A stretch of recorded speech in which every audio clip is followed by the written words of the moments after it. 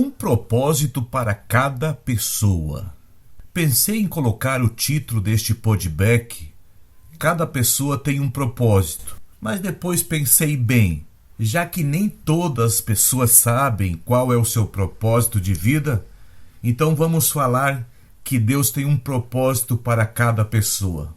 Qual foi o propósito de Deus ter na terra um homem forte como Sansão? Sansão não era profeta, Sansão não era sacerdote, ele não profetizou nada, ele não deixou nada escrito. Ele foi o 12º juiz de Israel, dos 14 juízes que houve, num período de 430 anos. Depois dele veio Samuel. Ele julgou Israel durante 20 anos. Sabe qual era o propósito porque Deus fez esse homem tão forte? Apenas para enfrentar os filisteus, dominar e vencê-los. Qual foi o propósito de existir aquele faraó nos dias de Moisés? Será que era para nós conhecermos a cultura do Egito? Ou para nós conhecer a pompa e a riqueza e a ostentação de um faraó? O apóstolo Paulo explica o propósito de Deus na vida daquele faraó nos dias de Moisés. Romanos capítulo 9, versículo 17. Pois a Escritura diz ao faraó: Eu o levantei exatamente com este propósito, mostrar em você o meu poder e para que o meu nome seja proclamado em toda a terra. Portanto, Deus tem misericórdia de quem Ele quer e endurece a quem Ele quer. O propósito então de Deus para a vida de Faraó era apenas para que Deus mostrasse ou demonstrasse o seu poder. Isso é impressionante. Foram 10 pragas enviadas sobre o Faraó e sobre o Egito. Isso porque havia 10 divindades naquela nação. Devemos lembrar também que os Faraó era considerado como um Deus vivo, o Horus vivo. Você já contou quantas vezes Deus endureceu o coração de Faraó? Quando digo que Deus endureceu, significa que Deus deixou o coração dele no seu curso natural, tal como era o seu coração, má, duro e insensível. Faraó endureceu 6 vezes o seu coração. 2 vezes no capítulo 7 de Êxodo, versículo 13 e 22. 2 vezes no capítulo 8, no versículo 19 e 32. E 2 vezes no capítulo 9, no versículo 9 também, e no versículo 34.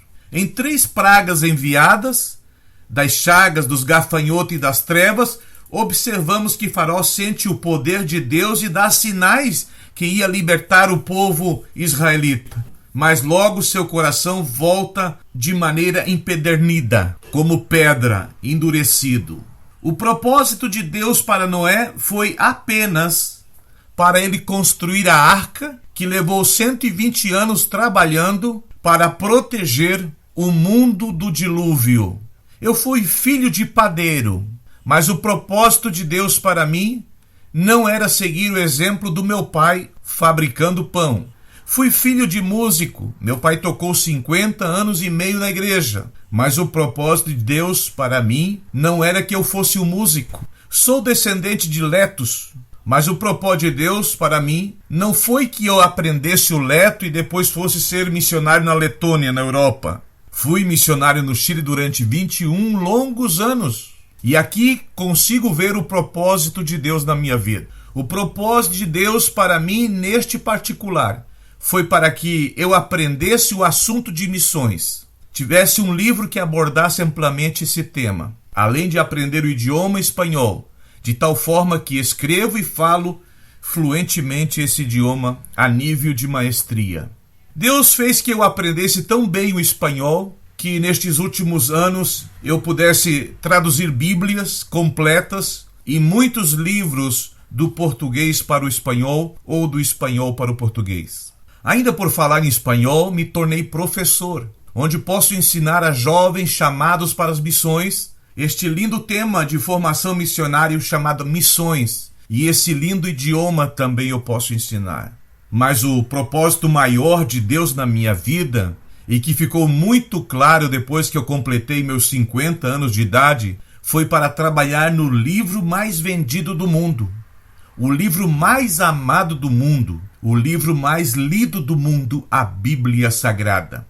Hoje eu entendo o porquê, quando eu era criança, entre 7 e 12 anos, e depois quando eu era adolescente, entre 13 e 17 anos de vida, porque eu tinha uma fome enorme pela palavra de Deus. Eu li a Bíblia várias vezes sem me cansar. Tinha um coração investigativo. Eu investigava e queria descobrir os segredos, os mistérios e as verdades da palavra de Deus.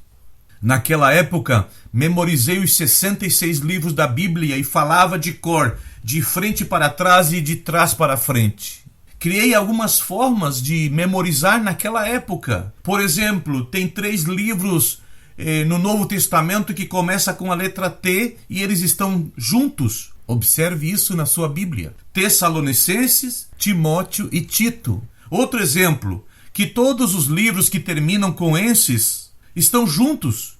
Veja, Filipenses, Colossenses e Tessalonicenses. Isso eu descobri quando estava lendo a Bíblia naquela época. Gostava muito de responder perguntas bíblicas e era muito assertivo nas respostas que dava. Tinha um livreto chamado 1001 Problemas da Bíblia, da editora Juerp. O ano era 1986. O autor era T.H. Darlow. Na época da minha adolescência, eu queria fazer um livro de 1.234 perguntas. 1, 2, 3, 4. 1.234 perguntas. Esse livro nunca fiz, mas tinha muitas perguntas anotadas no meu caderno.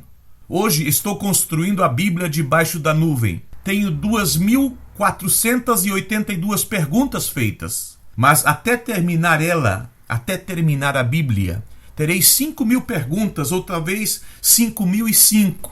Será a única Bíblia com essa característica. Além de 11 temas que abordarei na Bíblia debaixo da nuvem, também de abundante informação e de curiosidade.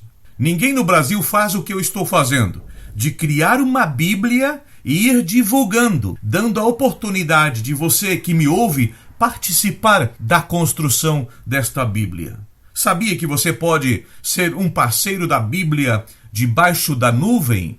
No Brasil ou no mundo, os recursos de uma pessoa vêm do salário, ou vêm da aposentadoria, ou vêm da empresa que ela tem, ou de outras fontes que ela possui. Por exemplo, aluguéis de imóveis ou dinheiro aplicado que rende juros. Com isso quero dizer que qualquer um que tiver uma dessas fontes poderá ajudar esta grande obra.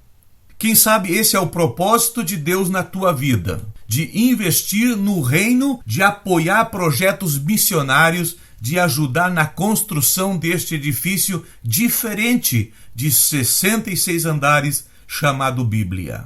Uma pessoa que tem esse chamado de Deus para apoiar a obra de Deus, ela sabe que os recursos que ela tem foi Deus quem deu, foi Deus quem permitiu ela ter. Quem sabe é você que está me ouvindo agora. Então não busque mais outro projeto, não tenha dúvida em semear. Seu nome vai aparecer numa página de honra da Bíblia debaixo da nuvem. Então entra em contato comigo pelo WhatsApp 47 9 9120 8024. Olha o que vai dizer para ti Eclesiastes 9 e 10. Tudo quanto te vier à mão para fazer, faze-o conforme as tuas forças. Quem sabe até ontem nada tinha chegado às suas mãos para fazer, mas agora acabou de chegar, você acabou de ouvir. Espero o teu contato. Um forte abraço e que Deus te abençoe.